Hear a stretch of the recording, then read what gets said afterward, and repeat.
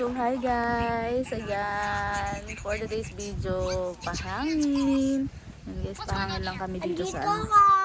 Pahangin kami kasama ang jowa at ang kaway-kaway. Ayan, naglalaro siya ng buhangin, ini-enjoy niya ang place. Ayan, sa ilalim kami ng puno, nagpapasigna dahil bigla ang may ginawa. Ayan. And ayan, nandito kami sa ano, sa Cavite. Andito yung bahay natin. Ganda. Pretty ba yan? Ayan, ang sarap dito. Ang lamig ng hangin kaysa sa loob ng ano, bahay. Malamig hangin dito. Alam mo, kahit anong lakas, kahit anong init, basta may puno, masarap yung hangin.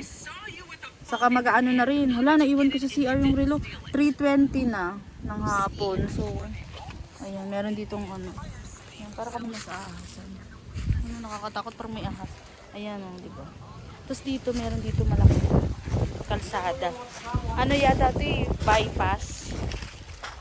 Bypass to, pero hindi pa tapos kasi marami pang kailangan gawin. So, ayan. Sa kalsada. Sa kalsada. So, mamaya, punta kami doon sa ano, meron daw doon mga something na mga pagkain, ganyan. Sige be, pero for the meantime dito, ayun, nandito kami sa puno. Ang lamig ng hangin.